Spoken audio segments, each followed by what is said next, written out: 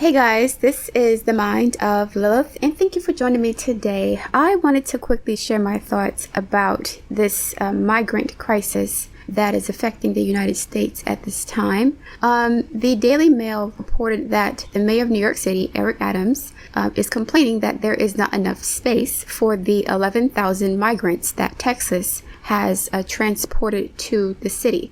So, according to the Daily Mail, there are thousands of immigrants sleeping on the streets of El Paso, Texas. I'm going to read this quickly and then I'll share my thoughts with you guys, okay? So, the article states that New York City Mayor Eric Adams said the city was approaching its breaking point amid an influx of 11,000 migrants being bussed over from Texas in protest of the country's border policy.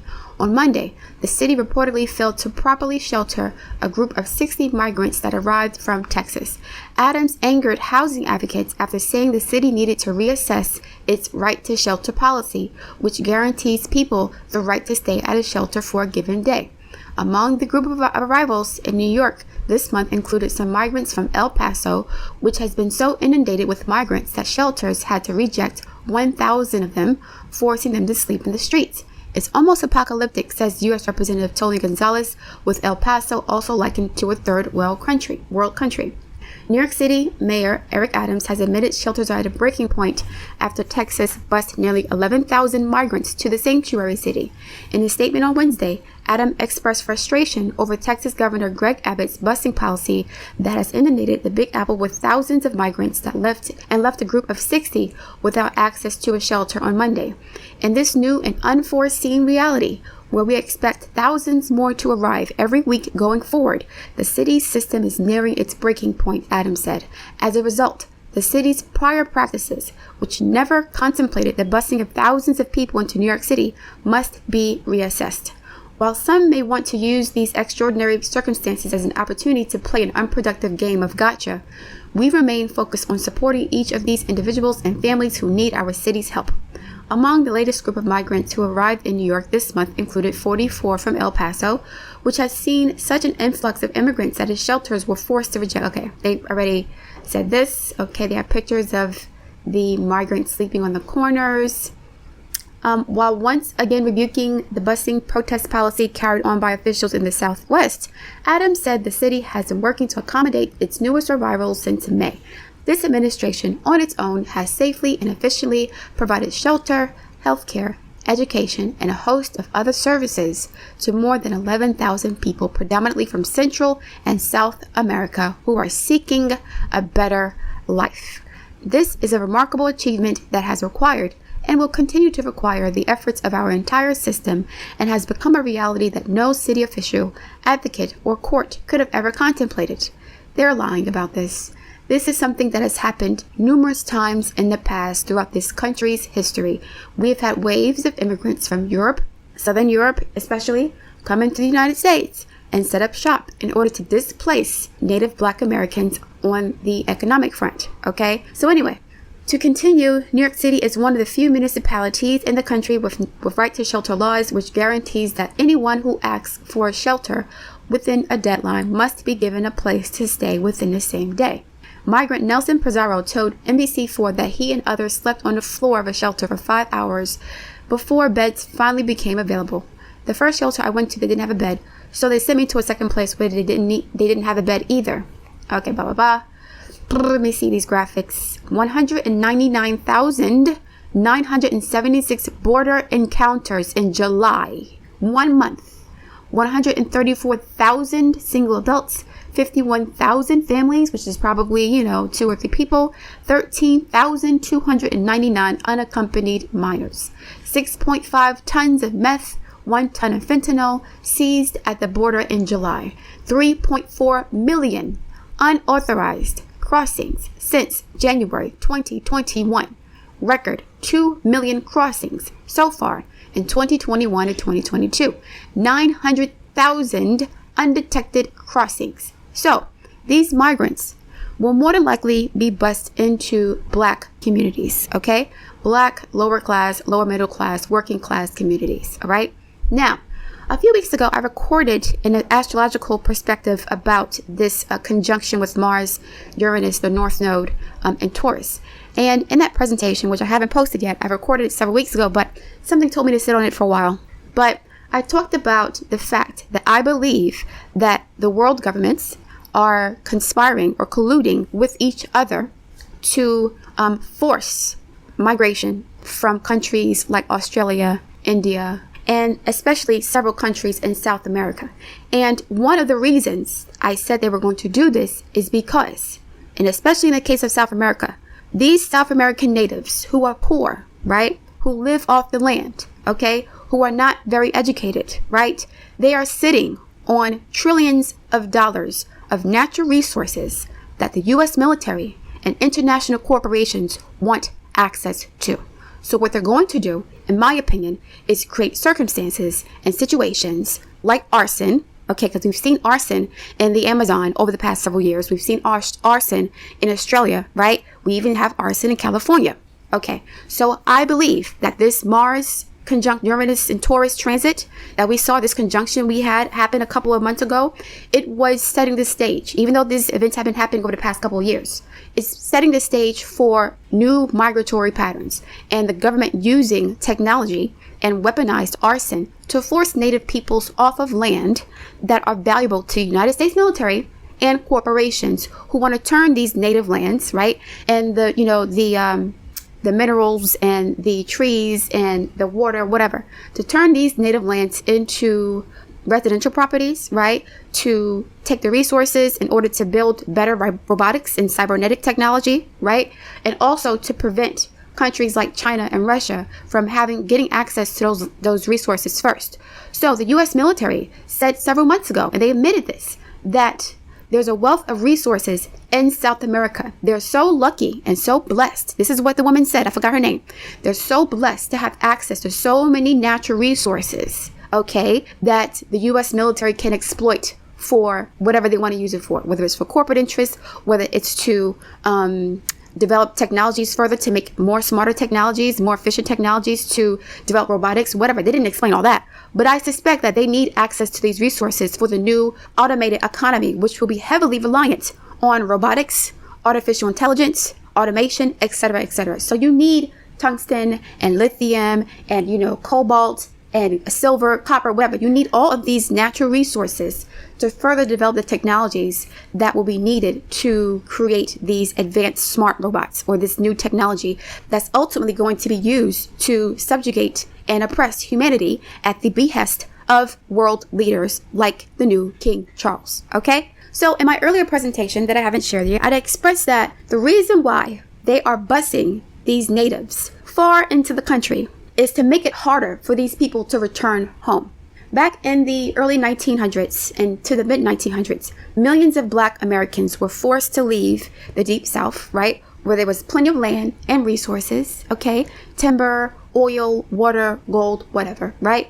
They were forced to leave these lands because they were being terrorized by little militias like the KKK, the government, whatever, to force to go into these industrial centers like Detroit, New York, Philadelphia, Chicago, St. Louis, etc. Okay, and our ancestors were sold on the idea that instead of working for 15, 16 hours a day on your land, only to still be in debt every month to the sharecropper, you can work in a factory for 8 hours a day in a major city. But you won't own nothing though. You won't own nothing, right? So our ancestors spent several generations in these big cities working for major corporations and losing millions of acres of land that have been used to build residential properties, major corporations, businesses, etc., etc. So this is the plan. Okay, the plan is to bring these migrants into the United States and to distribute them throughout the country to make it difficult for them to go back home, because they can't walk back home from New York back to El Salvador. That's not going to happen. So they're going to bring them further and further into the country to make it difficult to come back home. They'll give them a bullshit ass job, right? And they'll say, see, this is the American dream. You can work in a major city. You don't have to slave on your own land. We can put you in a bullshit ass school. You can have a job, and your children will be able to enjoy a life that you've always dreamed of. What they're not going to tell these migrants is that in 2 generations, your grandchildren will not be able to afford to live in the country that you sacrifice your own native land to move to. Okay, they won't be able to afford to buy a house in major cities because it will again become the property of major corporations. The difference between the royal families and the ruling class of the world versus the plebeians and the peons and the rest of us is the fact that they can remain stationary and fixed in one location for generation after generation after generation. The rest of the poor folk have to keep moving every 20, 30 years to find better economic opportunities. Okay, and this destabilization makes it difficult for the poor people to amass wealth, right? To be able to plan 100 years in the future like the royal family has. That is the name of the game. Keep moving these people around like chess pieces on a board to ensure that they don't have the resources or the opportunities or the time to build wealth with their families, because you need stability to do that. We're going to keep crashing the economy every 30 years. We're going to tell these migrants that everybody else in this country is lazy and they're going to work harder than everybody else and they'll be rewarded for their sacrifice, only to have the rug ripped out from under them in 20, 30 years when the jobs are going to go away again, right? When there will be less opportunities for affordable housing, where they will now be forced to buy shitty food and, go through a shitty healthcare system that is designed to keep them sick. Okay, they would have sacrificed their sovereignty and their native land that they've held onto for generations for a temporary fantasy. Okay, the fantasy of the American dream. This is how the elites maintain power. What they do is they deprive one generation of resources and opportunity and food and comfort, and they give it to another, right? Another demographic. Once the privileged demographic becomes too big for their britches and they want more power, they take the power from the privileged class, the middle class, Americans, and they give it to the poor underclass, the migrants, the individuals who have been deprived for generations. And as expected, the migrants and the poor classes will take advantage of those opportunities. They're like, yeah, we're grateful for the little pennies and crumbs that you're giving us. Thank you so much, master. We are going to be better human beings than these lazy, fat, stupid, ungrateful Americans, until their grandchildren become lazy, fat, stupid Americans who want more power, who want more resources, who want better education and standards of living. But guess what? They will have no leverage and no power because they forfeited their sovereignty in order to live in a big city and have a job, right? So the elites create circumstances and situations to force people to give up their real estate, their land, right? I'm going to go back before I continue on to this point. So, okay. The governments in South America are colluding with the U.S. government to make this happen. They don't want poor, unwashed masses in South American countries either, especially if they're brown skin and mestizo or native, right? They want the blonde-haired, blue-eyed Aryans from Germany to be the representatives of these South American countries, okay? From Germany or Spain. They don't want the natives there. So the South American governments are colluding with the U.S. governments to get rid of their poor, unwashed huddles of people who are uneducated, who don't have any money, who are looking for better opportunities. They're being used as pawns. So it is not the migrants' fault that they're being told to come here. Why do you think they're being told to come here, right? Somebody gave them a memo. If 100,000 people are arriving at one time, someone sent out a memo to these nations that said, if you walk to America, if you find a way to get there, they will put you into a major city and plug you into that situation, that society, right? Who was telling them this? Because if these people don't leave, the U.S. military would have to exercise a second option. And what's the second option? Instigating and funding a civil war that will kill millions of natives anyway and burn them out of their lands, right? Commit arson, or try to bring democracy to these nations, even though I think most of these nations are democratic anyway. But, try to bring democracy or some semblance of American values to these nations to justify going to war with them and killing them for their land. The U.S. government doesn't want to do that, right? That's something that's like a last resort. Okay, we saw what happened with Nicaragua. We saw what happened with Colombia. It can backfire on us. So the U.S. government is like, okay, in order for us to look like the good guy, we will give them the option of walking away instead of us bombing them to smithereens, okay, burning them from their homes and paying their government to execute them under the guise of a coup, a government coup. We saw what happened to Cesar Chavez, okay, and how they basically unalived him through a poisonous injection that I think gave him cancer. That's what was speculated with Chavez, because he did not want to make certain deals with the U.S. government. He wanted to maintain the sovereignty of the land and nationalize the resources for the benefit of the people. That is what was speculated, that he was killed because of that, right? So the U.S. government and corporations is giving these native people who are poor an incentive to get to the U.S., and we will find you a place to live. It may be uncomfortable for a couple of days, but we will ensure that you get food, housing, shelter, education, medication, etc. On top of that, we will ensure that you can help keep our population at replacement levels, because we have unfortunately spent decades assassinating and genociding Black Americans. So they're not having babies anymore, right? We've also created an economy that is too expensive, where it's too expensive to have children. So, white people aren't having kids anymore either. So we need these migrants to come in and give birth to new babies who will be the slaves in this new system, right? So we kill two birds with one stone. We get their valuable land, and we have these migrants replace the Americans who are dying from drug overdoses, from diseases we're giving them, and from, not wanting to have kids because it's too expensive. And the family structure has been destroyed by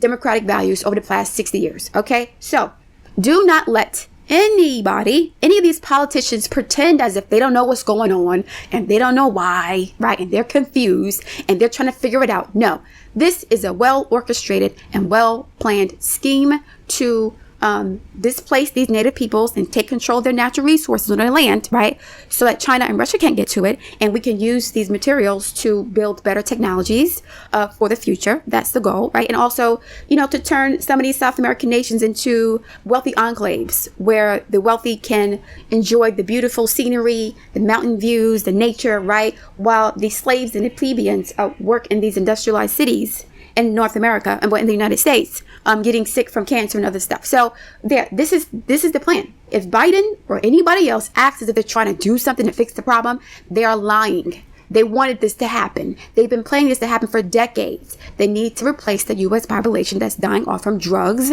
and not wanting to have babies and abortions.